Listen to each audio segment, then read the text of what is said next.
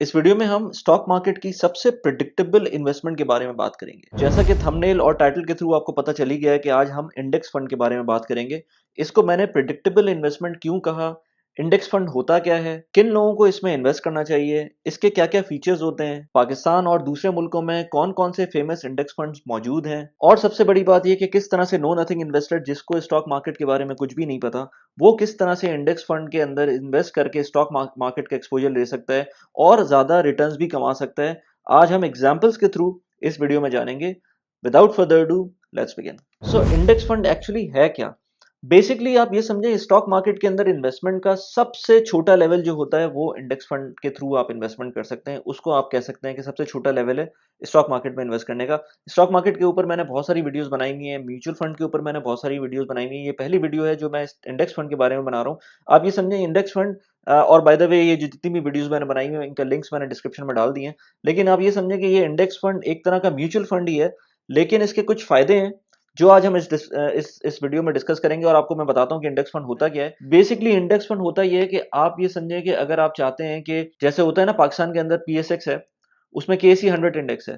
केसी 100 index basically आपका जो जो 100 टॉप कंपनीज हैं बेस्ड ऑन देयर सेक्टर्स और based on their market cap. अब मार्केट कैप क्या होता है? मार्केट कैप बेसिकली जो उनकी वैल्यू है इस वक्त मार्केट के अंदर, स्टॉक मार्केट के अंदर जो उनकी वैल्यू है, हम उसको मार्केट कैप कहते हैं। तो basic based on their market cap और बेस्ड ऑन देयर जो उनके सेक्टर्स हैं, हम उसकी बेसिस के ऊपर उनको आइडेंटिफाई करते हैं कि ये टॉप 100 कंपनीज हैं कराची स्टॉक एक्सचेंज की, उसका एक इंडेक्स बना देते हैं, केसी 100 इंडेक्स जिसे कहते हैं। वो बेसिकली आपको आइडेंटिफाई करता है कि ये मार्केट की परफॉर्मेंस लेट से आज के दिन में कैसी रही है। आपने सुना होगा कि केसी 100 इंडेक्स के अंदर 500 पॉइंट्स ऊपर चले गए या 800 पॉइंट्स नीचे चले गए। तो इसका मतलब क्या होता है? इसका मतलब ये होता है कि एक इंडेक्स है, तो इस इंडेक्स के अंदर भी इन कंपनीज के वैल्यूज के ऊपर जो मार्केट के अंदर ऊपर नीचे हो रहा होता है, यही भी ये इंडेक्स भी ऊपर नीचे होता है इसी तरह से। तो इंडेक्स इसी को कहते हैं।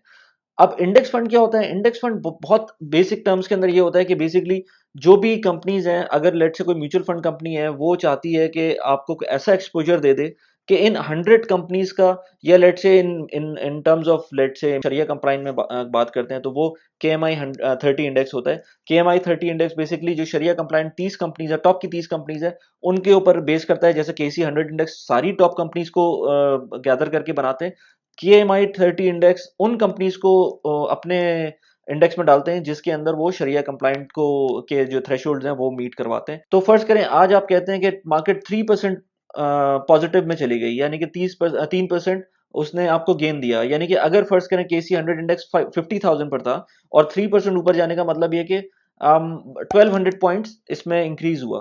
तो ये जो 1200 पॉइंट्स इंक्रीज है, ये जो 3% इंक्रीज है, ये रिफ्लेक्ट भी होगा इंडेक्स फंड के अंदर। अगर फर्ज करें आप कोई इंडेक्स फंड ले लेते हैं, उसके अंदर अगर आप म्यूचुअल फंड के तरह से इसको देखें ना, तो उसके नैव बढ़ेंगे, उसका नेट एसेट वैल्यू बढ़ेगी।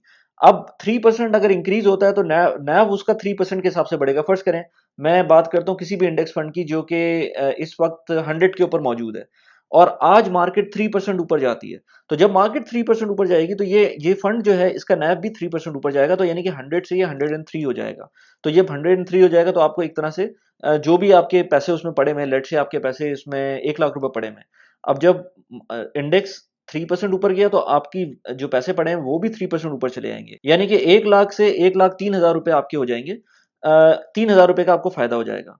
तो बेसिकली जब भी इंडेक्स फंड बंदा लेता है तो वो बगैर मेहनत के, बगैर कुछ किए, प्रिडिक्टेबिलिटी इसलिए इसमें आ जाती है कि आपको पता है कि भाई देखिए, म्यूचुअल फंड के अंदर आज अब मैं आपको लास्ट में एग्जांपल दूंगा कि म्यूचुअल फंड के अंदर म्यूचुअल फंड मैनेजर्स का जो टारगेट होता है वो ये होता है कि आपकी जो जो पोर्टफोलियो है उसको इंडेक्स से बीट करवा सके। यानी कि अगर इंडेक्स आपको दे रहा है over the period of certain time, तो वो आपको फर्ज करें दे रहा है 10% रिटर्न। म्यूचुअल फंड वाले ये चाहेंगे कि आपको कम से कम 12, 13, 14, 15% आपको मार्केट से बीट करवाएं उसको, और आपको अच्छा रिटर्न दिलवाएं।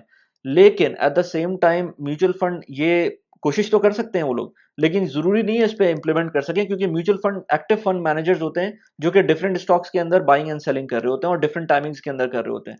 मैं इसकी एग्जांपल आगे भी देता हूं, लेकिन आप ये समझें कि कभी-कभी होता है कि म्यूचुअल फंड्स आपको इवन जो मार्केट रेट्स हैं उसके ऊपर भी आपको रिटर्न नहीं दे पाते हैं, और वो लेट्स से मार्केट ने अगर 10% रिटर्न दिया तो कभी-कभी वो 5% पे देते हैं आपको रिटर्न, या 6% पे देते हैं, और कभी-कभी वो 10% की जगह आपको 15% पे भी रिटर्न दे देते हैं। तो ये चीज़ आपकी प्रेडिक्टेबल नहीं होती है म्यूचुअल फंड के पॉइंट ऑफ व्यू से। लेकिन जो इंडेक्स फंड होगा वो हमेशा प्रेडिक्टेबल होगा। अब स्टॉक मार्केट का तो नहीं पता ना कि वो आज ऊपर जा रही है, कल नीचे जा रही है, इस चीज़ का तो किसी को आइडिया नहीं है।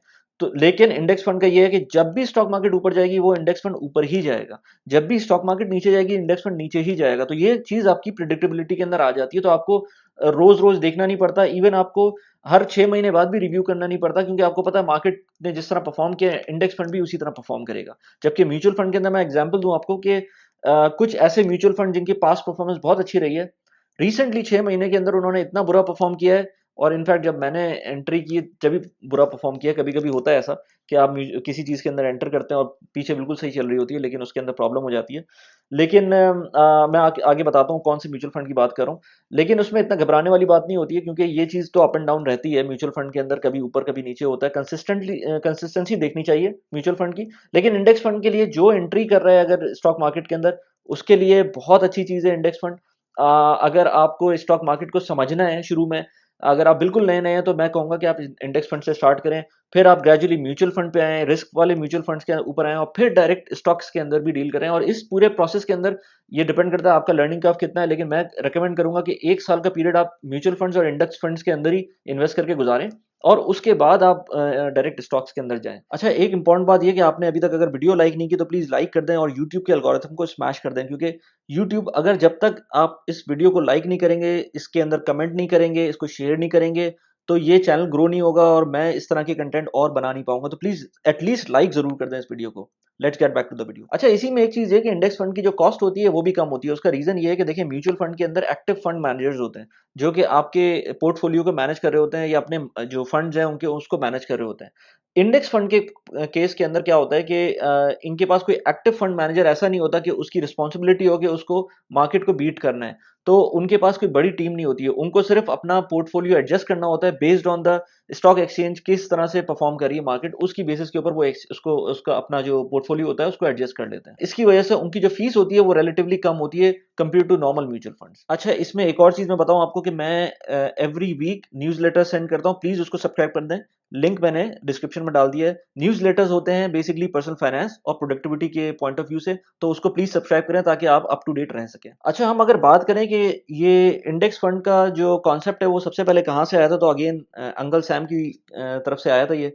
और इंडेक्स फंड का जो कॉन्सेप्ट है ये वैनगार्ड जो ग्रुप ऑफ कंपनीज है, उन्होंने इंट्रोड्यूस करवाया था 1970s के अंदर। और उस वक्त से, और वैनगार्ड अभी भी बहुत बड़ा नाम है यूएस के अंदर, ईटीएफ्स के अंदर भी, और इंडेक्स फंड के अंदर भी, और डिफरेंट म्यूचुअल फंड्स के अंदर। अब फिर उसके बाद पूरी दुनिया ने इसको अडॉप्ट किया था, और पाकिस्तान में इस वक्त बहुत कम म्यूचुअल फंड्स हैं जो कि इंडेक्स फंड प्रोवाइड कर रहे हैं। I don't know why. अगर आपको इन्फॉर्मेशन हो तो मुझे ज़रूर बताइएगा। मेरी जो इन्फॉर्मेशन है उसके हिसाब से मीज़ान बैंक में एक इंडेक्स फंड मौजूद है, और एक एकेडी इन्वेस्टमेंट्स के अंदर इंडेक्स फंड मौजूद है। दोनों को इंडेक्स ट्रैकर फंड कहते हैं। अच्छा, मैं आपको इसमें एग्जांपल देता हूँ। जैसे मैं अपनी एग्जांपल देता हूँ आपको। अब आप देखें कि मैं कुछ अरसे से मैंने एक्टिवली स्टॉक्स के अंदर इन्वेस्टमेंट करना स्टार्ट किया है। अब इसके अंदर मैंने म्यूचुअल फंड के अंदर जो इन्वेस्टमेंट की हुई थी, मैं आपको बताऊं तो मैंने सबसे पहले एमसीबी आरिफ हबीब के अंदर इन्वेस्टमेंट स्टार्ट की थी। ये काफ़ी पुराने म्यूचुअल फंड है मेरे पास, तकरीबन 10 साल पुराने म्यूचुअल फंड है जिसके अंदर मैं कॉन्स्टेंटली पैसे डाल रहा हूँ। थोड़ा ज़्यादा मैंने एग्रेसिवली इसमें पैसे डालना शुरू किया 2018 में। इसके बारे में अगेन मैं कहता हूँ कि सारी चीज़ें मैंने उन वीडियोज़ के अंदर बताया हुआ है, जो मैंने डिस्क्रिप्शन में लिंक डाला हुआ है। 2018 से मैंने एग्रेसिवली एमसीबी आरिफ हबीब के म्यूचुअल फंड के अंदर पैसे डालना शुरू किए। मैंने एकेडी के अंदर नई इन्वेस्टमेंट स्टार्ट की, एकेडी के अपॉर्चुनिटी फंड, और एकेडी के golden arrow, I think golden arrow something करके फंड है उनका, उसके अंदर। अब रिसेंटली मैंने ये देखा कि गोल्डन एरो फंड भी उस तरह से परफॉर्म नहीं कर रहा, हालांकि पिछले 3-4 सालों से बहुत अच्छा परफॉर्म कर रहा था, लेकिन रिसेंटली मैं उसको देख रहा हूँ कि उसकी परफॉर्मेंस 6 महीने से बहुत अच्छी नहीं है जब से मैंने इन्वेस्टमेंट स्टार्ट की है। लेकिन अगेन मैं कहूंगा कि ये कोई इतनी बड़ी बात नहीं होती है। म्यूचुअल फंड के अंदर इस तरह के ऊपर नीचे चीजें आती रहती हैं। अगर लॉन्ग टर्म में देखें तो अगर वो अभी उसने कुछ प्रॉब्लम आई है, और आई आई नो कि किस वजह से प्रॉब्लम आ सकती है। कुछ चीजें आप देखें, अब मैं एग्जाम्पल देता हूँ आपको। एक बहुत अच्छा स्टॉक है पाकिस्तान का, टेक्नोलॉजी स्टॉक है टीआरजी का। टीआरजी बेसिकली कहाँ से कहाँ पहुंचा in in very short period of time. लेकिन एक जो उसकी स्कैंडल था, उसके जो चेयरमैन का स्कैंडल है टीआरजी के, उसकी वजह से स्टॉक मार्केट के अंदर 2 दिन से वो लोअर लॉक लगा रहे हैं। आई डोंट नो अब जब मैं ये वीडियो शूट कर रहा हूँ तो तीसरे दिन उसका जो जब ओपनिंग होती है तो उसके अंदर क्या होता है, लेकिन ये कांस्टेंट लोअर लॉक लगा रहे हैं। अब मुझ जैसा बंदा जो कि मैं कहता हूँ हमेशा कि भाई मैं ज़्यादा टाइम नहीं देता स्टॉक मार्केट को, मैं क्या करता हूँ कि सिंपल मैं एक दिन बैठता हूँ, लेट से हफ्ते में एक दिन बैठता हूँ और अपना पोर्टफोलियो एडजस्ट कर लेता हूँ। अगर मुझे समझ में आता है कोई चीज़ मैं बेच देता हूँ और कुछ पैसे उसमें किसी और चीज़ में डाल देता हूँ। मैं ज़्यादातर स्टॉक्स में जो इन्वेस्ट करता हूँ वो डिविडेंड यील्डिंग स्टॉक्स होते हैं, जो स्टेबल स्टॉक्स होते हैं। लेकिन अब कभी-कभी होता है ना कि आप जब चीज़ें पढ़ रहे होते हैं, रिसर्च कर रहे होते हैं, चीज़ें देख रहे होते हैं, रीडिंग कर रहे होते हैं, तो उसमें आपको कुछ नई चीज़ें पता चलती हैं, तो आप उसमें भी थोड़ा-सा इन्वेस्ट कर देते हैं या आप उसके अंदर एक्सपेरिमेंट करते हैं। मैंने एक्सपेरिमेंट किया, एज़ एन एक्सपेरिमेंट मैंने टीआरजी के अंदर थोड़े से ज़्यादा नहीं, थोड़े से पैसे डाले और आप ये देखें विदिन टीआरजी अभी तक अच्छा चल रहा था, लेकिन जब मैंने डाला तो वहाँ पर एक इतना बड़ा स्कैंडल आ गया और उसकी वजह से 2 दिन से लोअर लॉक लग रहा है और आई थिंक मैंने 128 पे खरीदा था टीआरजी और इस वक्त वो तकरीबन 105 103 के ऊपर मौजूद है। तो again if the company is good, scandals आते रहते हैं, चीजें होती रहती हैं, लेकिन ऐसा नहीं है कि ये बिल्कुल ही गिर जाएगा। मैं दोबारा आई आई फील ये अभी भी positive company, as a company it's positive and मेरे ख्याल से मैं उसको जब बिल्कुल ये बॉटम पे आएगा किसी भी तरह से, जो मेरी जजमेंट होती है, मैं उस वक्त और बाइंग करूंगा ताकि ये थोड़ा सा एवरेज आउट हो सके। तो इतना बड़ा मसला नहीं है। लेकिन आप ये देखें कि अगर मैं इस तरह से इन्वेस्टमेंट करता हूँ इंडिविजुअल स्टॉक्स में और कभी कोई स्टॉक्स के साथ, किसी भी स्टॉक्स के साथ अगर कोई इस तरह का प्रॉब्लम आ जाता है, तो मैं as a long term investor तो फंस गया ना। मैंने वहां पर, हो सकता है ये कंपनी बैंकरप्ट हो जाए कुछ अरसे बाद, तो मैं तो अगर देखते ही देखते मेरे 1-2 हफ्ते के अंदर ये बैंकरप्ट हो जाए और मैं उन स्टॉक्स को देख ही ना रहा हूँ, मतलब मैं अपने पोर्टफोलियो को एक्टिवली मैनेज ना कर रहा हूँ, तो मेरा तो काम हो गया वहां पर। इसलिए मैं कहता हूँ कि डाइवर्सिफिकेशन बहुत इंपॉर्टेंट है in terms of your investment into the sectors as well as the companies, as well as not only companies, आप फिर उसके अंदर म्यूचुअल फंड के अंदर भी डालें। अब देखिए, मैं अगर ये काम कर रहा होता हूँ ना, तो म्यूचुअल फंड में अगर ये यही चीज चल रही होती होगी, तो होपफुली जो फंड मैनेजर है वो टीआरजी को as soon as possible sell करने की कोशिश करेंगे। मेरे जो फंड मैनेजर है, अगर मैं उनको यूज कर रहा हूँ, क्योंकि वो एक्टिवली इसको मॉनिटर कर रहे हैं। तो एक फायदा ये होता है इंडेक्स फंड या म्यूचुअल फंड में इन्वेस्ट करने का, कि आपको रेगुलरली डे टू डे उसके अंदर नहीं देखना पड़ता। लेकिन again it's part of learning. और आप मैं वही कहता हूँ ना कि जब तक आप स्टॉक मार्केट में एंटर ना करें, जब तक आप म्यूचुअल फंड और इंडेक्स फंड को जरा सही से नहीं समझ लें और कंपनीज कैसे काम कर रही हैं, स्टॉक मार्केट कैसे काम कर रही है, उसको ना समझ लें। अच्छा, इसके अंदर अब मैं आपको बताता हूँ, मैं कुछ म्यूचुअल फंड्स को मैं देख रहा था और कुछ इंडेक्स फंड को मैं उनके उनके पास्ट रिटर्न्स देख रहा था। मैं ज़्यादा लंबे ड्यूरेशन पे नहीं देख रहा था उसको, मैं छोटे लेवल के ऊपर ही उसको देख रहा था। मैं आपको उसके बारे में बताता हूँ। जो मैं खुद यूज़ कर रहा हूँ म्यूचुअल फंड्स, जो मैं जितनों को मैं जानता हूँ, जिनका पास्ट ट्रेंड मुझे अच्छी तरह से पता है, मैं उनको कंपेयर कर रहा था विद डिफरेंट इंडेक्स फंड्स। तो मैं आज आपको उन फंड्स के बारे में बताता हूँ। तो मैंने देखा बेसिकली एकेडी का जो गोल्डन एरो फंड है, एकेडी का जो अपॉर्चुनिटी फंड है, एमसीबी का, आरिफ हबीब का जो पीएसएम का म्यूचुअल फंड है। इसके अलावा मैंने जो दो इंडेक्स फंड्स हैं वो मैंने कंपेयर किए, जिसमें mutual fund of Meezan bank and mutual fund of the AKD, जो दोनों इंडेक्स ट्रैकर फंड हैं। इन इन इंडेक्स ट्रैकर फंड्स को मैंने नॉर्मल म्यूचुअल फंड के साथ कंपेयर किया और मैं आपको बताता हूँ उनका क्या रिजल्ट मुझे नजर आया। मैं ज्यादा लंबे अरसे पे नहीं जाऊंगा, ज्यादा लंबे अरसे के ऊपर म्यूचुअल फंड्स के अंदर ऊपर नीचे भी हो सकता है।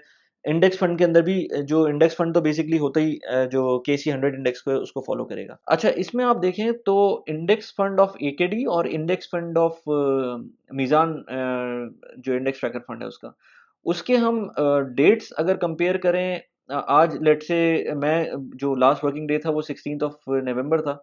16 नवंबर से को जो आखिरी नेट एसेट वैल्यू थी वो भी नजर आ रही है इसके अंदर।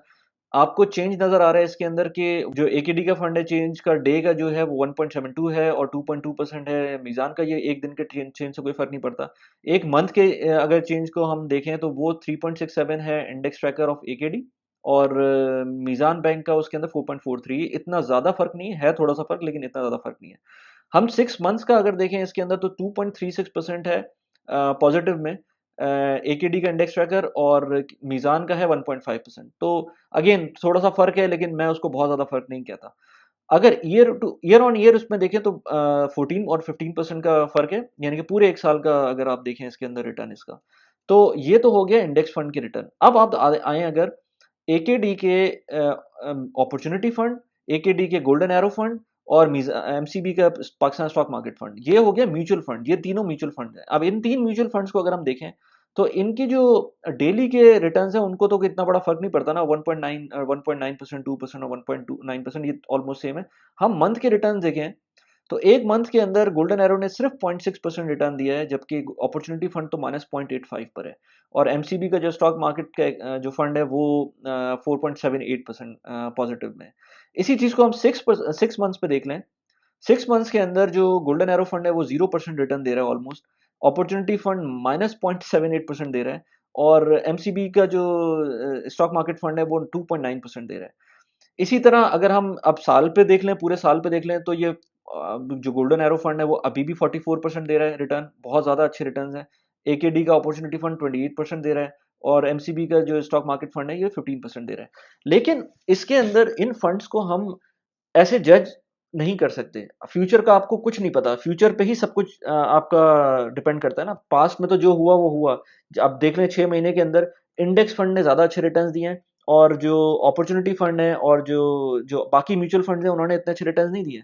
आपको इंडेक्स फंड ने ज्यादा अच्छे रिटर्न दिए, लेकिन साल के ऊपर देखेंगे तो साल के ऊपर आपको म्यूचुअल फंड ने अच्छे रिटर्न दिए। हो सकता है किसी और म्यूचुअल फंड ने इतने अच्छे रिटर्न ना दिए हो। आप देखें पाकिस्तान स्टॉक मार्केट का फंड है, उसने सिर्फ 15% रिटर्न दिया है, जबकि इंडेक्स फंड ने भी 15% रिटर्न दिया है।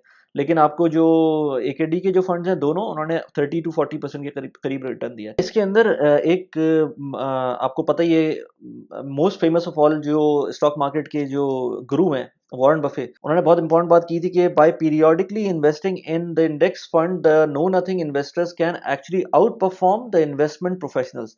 यानी कि जो इंडेक्स जो फंड्स मैनेजर मौजूद हैं इस वक्त, जो कि एक्टिवली फंड मैनेज कर रहे होते हैं, या जो प्रोफेशनल इन्वेस्टर्स होते हैं, कभी कभी उनको भी इंडेक्स जो इंडेक्स फंड के अंदर इन्वेस्टर जो जिसको कुछ नहीं पता, वो भी बीट कर सकता है। क्योंकि बहुत सारे टाइम पर, जैसे मैंने एग्जांपल भी दिया आपको, कि अच्छे अच्छे जो फंड्स हैं वो भी परफॉर्म नहीं कर पाए अगेंस्ट इंडेक्स, नॉर्मल इंडेक्स, क्योंकि वो कोशिश करते हैं मार्केट को बीट करने की। और मार्केट को बीट करना हर दफा हर एक की बस की बात नहीं होता, क्योंकि it's humanly not possible to beat the market every time. तो कभी कभी आप नुकसान में भी जाते हैं। जब आप नुकसान में जाते हैं तो हो सकता है बड़े नुकसान में जाएं आप, हो सकता है 3 स्टेप्स ऊपर जाके 6 स्टेप नीचे आ जाएं। तो इट इज हाईली पॉसिबल, इसमें कोई शक नहीं है। तो इसलिए इंडेक्स फंड उन सबके लिए इंपॉर्टेंट है जो स्टार्ट कर रहे हैं, एक तो अपनी जर्नी इन्वेस्टमेंट की स्टॉक मार्केट के अंदर, और दूसरा उन लोगों के लिए भी जो ऑल्दो के उनको पता है चीज़ों का, लेकिन क्योंकि उनके पास टाइम कम है और वो एक्टिवली पार्टिसिपेट नहीं कर सकते स्टॉक मार्केट के अंदर, या इवन वो म्यूचुअल फंड्स पे भी इतना रिलाई नहीं करना चाह रहे, तो सबसे बेस्ट ये है कि इंडेक्स फंड के अंदर इन्वेस्ट कर दें।